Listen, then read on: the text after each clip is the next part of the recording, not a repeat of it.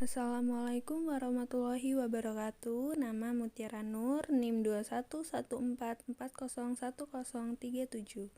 Prodi D3 Keperawatan Tanjung Karang. Nah, di sini saya akan menjelaskan sistem persyarafan.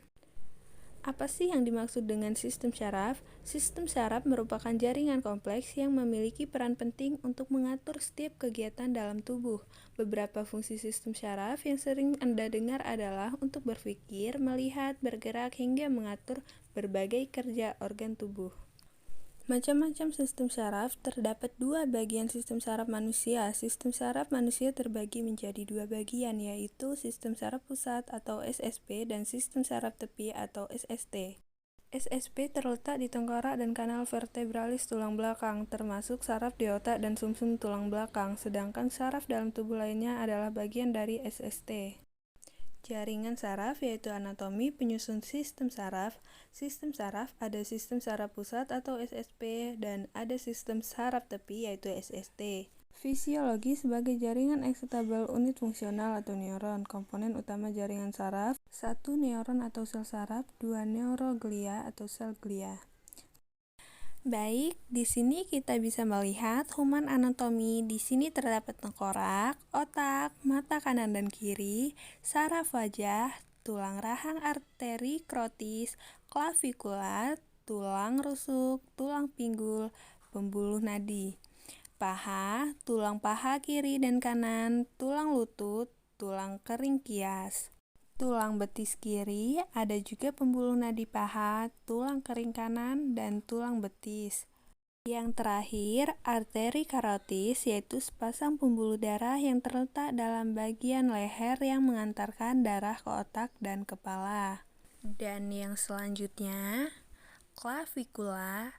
Fungsinya yaitu menopang lengan agar bisa bergerak secara leluasa. Selanjutnya yaitu tulang paha, berfungsi untuk menopang paha atau untuk pembuluh nadi paha. Nah, pembuluh nadi paha berfungsi untuk mengatur semua pergerakan paha.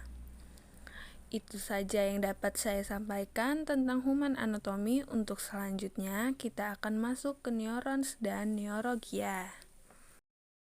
Neurons adalah unit kerja sistem saraf terdiri dari 12 nervus crania, semua nervus yang cabangnya berfungsi sebagai penghantar informasi berupa rangsangan atau impuls. Dengan adanya sel-sel saraf ini, baik organ maupun sistem gerak bisa memberikan respons sebagaimana mestinya. Dendrit adalah serabut pendek bercabang yang merupakan tonjolan dari sitoplasma. Pada dendrit memiliki badan nisel dan mitokondria. Nah, fungsi dendrit yaitu menghantarkan impuls ke badan sel. Sel body berfungsi peran utama dari dendrit dan neuron. Nukleus atau inti sel merupakan organel terbesar yang paling menonjol dalam sel tubuh. Inti sel ini terbungkus oleh selubung inti, yaitu membran, yang mengandung kromosom. Nah, kromosom itu sendiri adalah unit genetik yang terdapat dalam setiap inti sel pada semua makhluk hidup.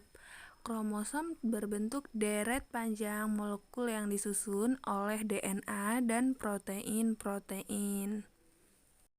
Dan akson itu sendiri adalah bagian neuron yang berfungsi menghantarkan impuls dari akson ke sel neuron yang lain menuju saraf pusat dan nantinya akan direspon menjadi suatu gerakan. Akson adalah sel yang panjang neuron atau soma akson. Ini juga dilindungi oleh selubung myelin. Nah, bagaimana sih sistem saraf bekerja? Nah, yang pertama reseptor. Sistem saraf tepi. Adanya perubahan lingkungan baik secara internal maupun eksternal ditangkap oleh reseptor yang ada di tubuh kita sebagai stimulus. Kedua, sistem sensorik. Stimulus yang terdeteksi disalurkan dari reseptor pada saraf tepi ke sistem syaraf pusat oleh sistem sensorik untuk diolah. Yang ketiga, sistem saraf pusat. Informasi yang didapatkan diolah dengan cara diintegrasikan dengan mengkombinasikan perspektif sensori dengan fungsi kognitif sehingga didapatkan respons spesifik. Keempat, sistem motorik. Respon yang dihasilkan, baik yang bersifat sadar ataupun tak sadar, diteruskan dari saraf pusat ke serabut saraf pada organ tertentu oleh sistem motorik. Yang kelima, efektor respon yang dibawa dari sistem saraf pusat ditangkap sebagai perintah sehingga terjadi perubahan aktivitas di organ tertentu. Baik, saya ucapkan terima kasih.